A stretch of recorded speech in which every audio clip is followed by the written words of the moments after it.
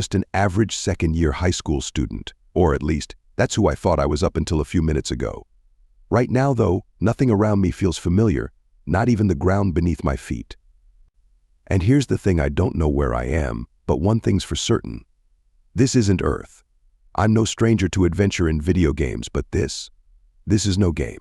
My body feels lighter, my senses are sharper, but my mind is racing, struggling to process this strange, unknown world. It was like any other day, until a flash of bright, blinding light swallowed everything in my vision. What's going on? Where am I? I remember hearing a faint hum, almost like music repeating in my head, accompanied by a disembodied, melodic voice echoing, transporting in 10 minutes. Prepare yourselves. And just as I was trying to figure out what was happening, another jarring announcement boomed from nowhere. Attention, students. Please stop what you're doing and take a seat. Everyone's heads turned as we exchanged confused glances, and that's when it hit me, this was no ordinary day. I glanced at my reflection in a shimmering pool of light, only to see the familiar face of a painfully average teenager. "Oh great, I'm still me," I muttered. The voice continued, "Each of you will be granted skills to help you survive in the world you're about to enter. These include appraisal, item box, and a special status skill to check your own abilities at any time. Welcome, young heroes, to your new lives." But hero? Me?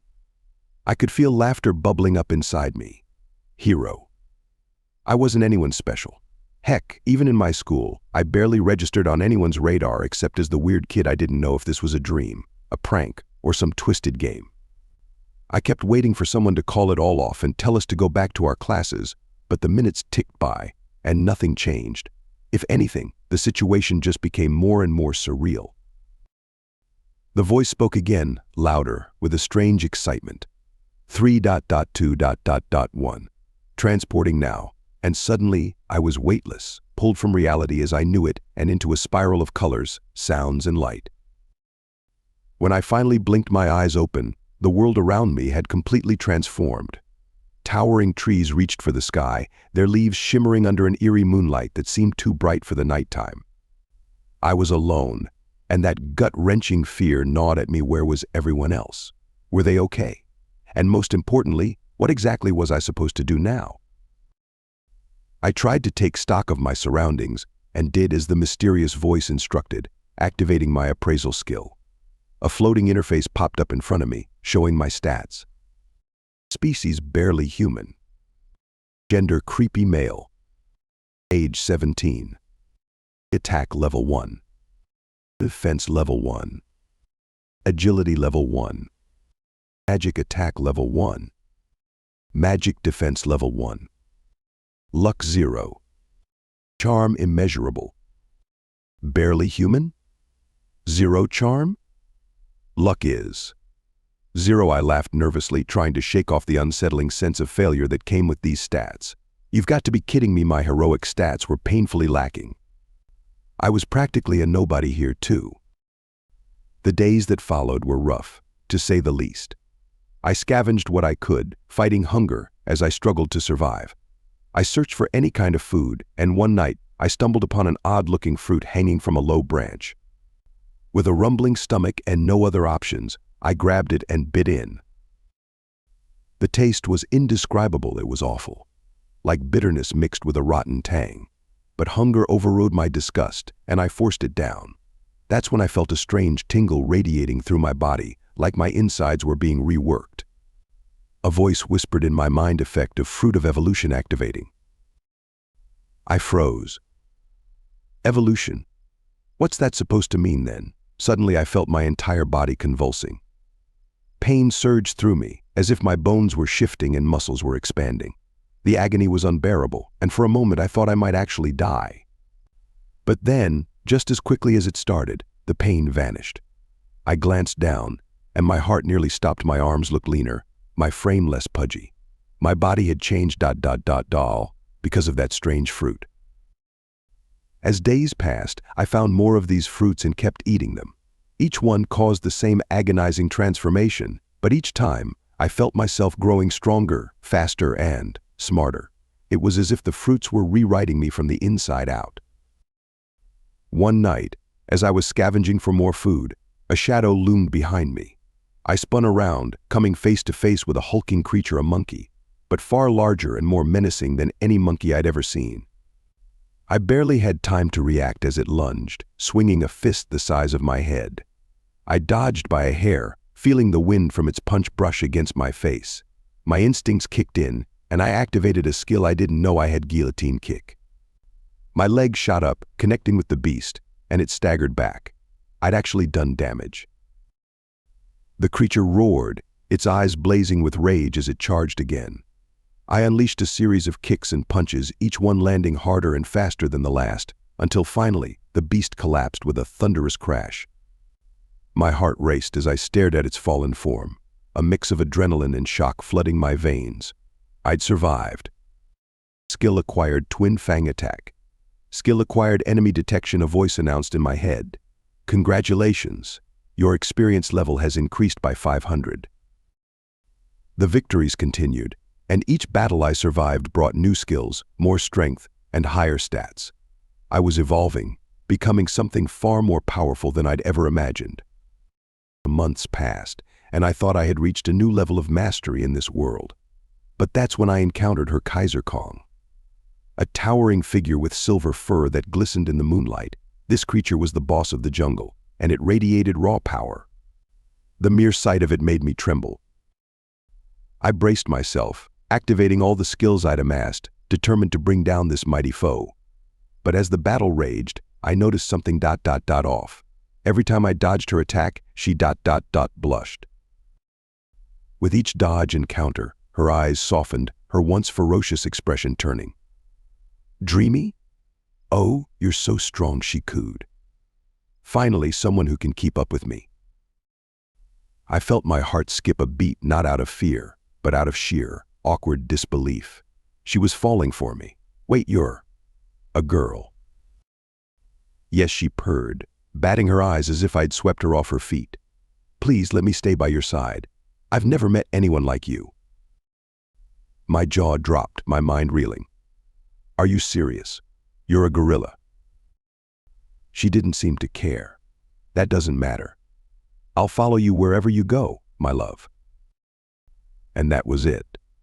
My life in this strange new world had taken yet another unexpected turn, one filled with unlikely friendships, battles, and an endless journey of self-discovery. There was no going back. And maybe, just maybe, I didn't want to. Once upon a time, there was an ordinary high school student named Sei Hiiragi. He was just an average second year, dealing with the usual ups and downs of teenage life until one day, his world was turned completely upside down. Saichi was whisked away, ripped from his familiar life, and hurled into an entirely new realm. This wasn't Earth, but an unfamiliar land brimming with dangers, mysteries, and strange, unexpected opportunities. He was thrust into this unknown world with no warning, no explanation, and no way to understand what lay ahead. His heart pounded with both fear and excitement as he realized he was no longer bound by the same rules or limitations of his former world. And then, the fruit of evolution found him. In this strange world, there existed a mystical, almost legendary fruit with the power to alter the very nature of those who ate it. It was rumored to grant extraordinary strength, perhaps even skills beyond imagination, to anyone who took a bite. Unaware of its full powers but with his stomach growling and his curiosity peaks, Saichi decided to give the fruit a try. The instant he took a bite, a surge of power overwhelmed him. His body transformed, muscles grew stronger, his senses sharpened, and he felt a newfound energy rushing through his veins. It was as if he had been reborn with the strength of a hero capable of overcoming any challenge. And yet, despite his incredible transformation, a strange quirk remained: he was still registered as level 1. How could that be? Saichi was too stunned to dwell on the details for long, though, because soon he faced an encounter that no one could have anticipated.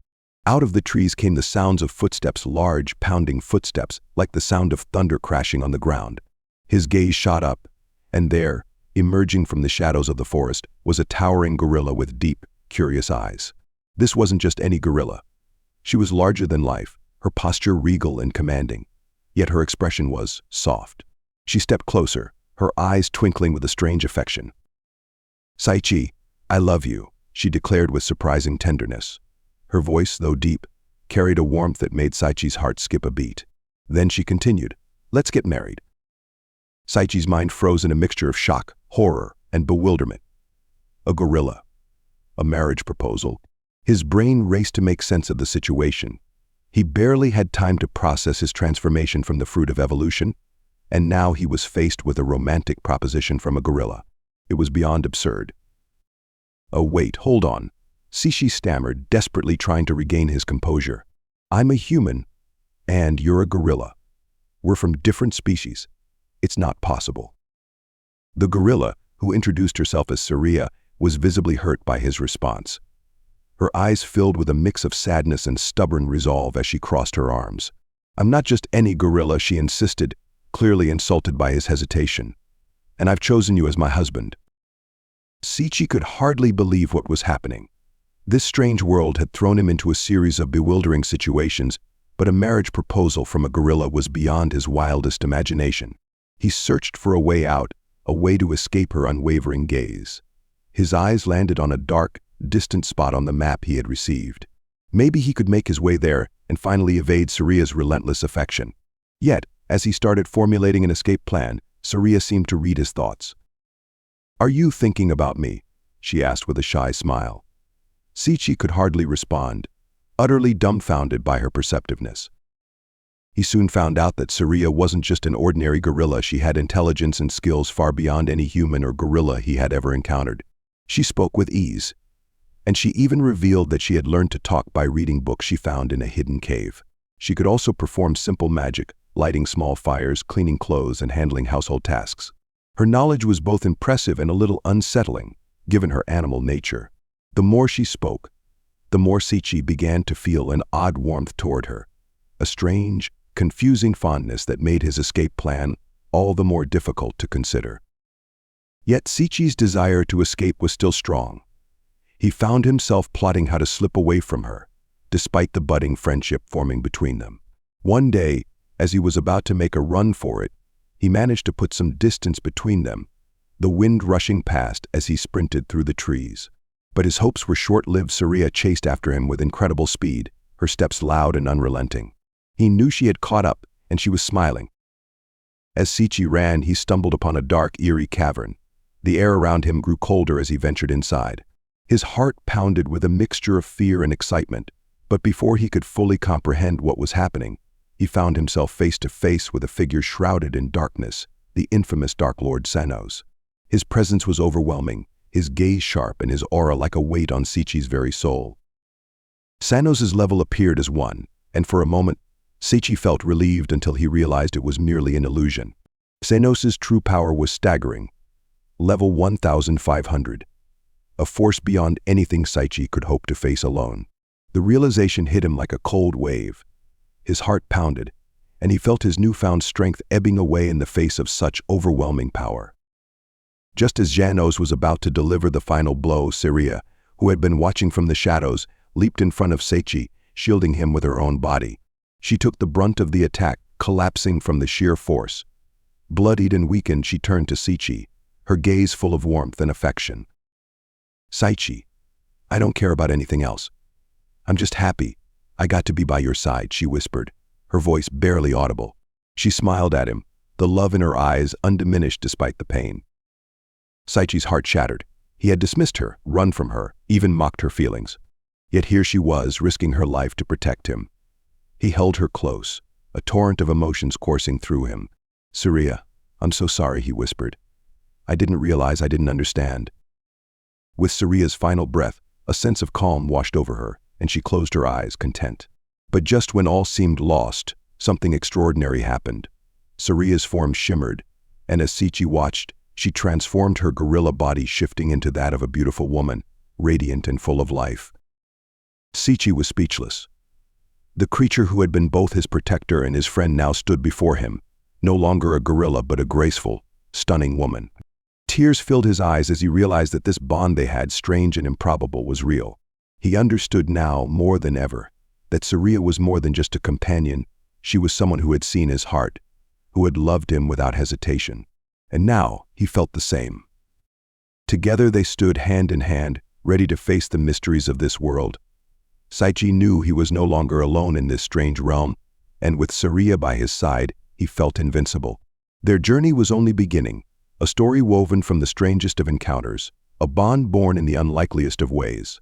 And though he didn't know what lay ahead, he was ready to face it, knowing that whatever came next, they would face it together.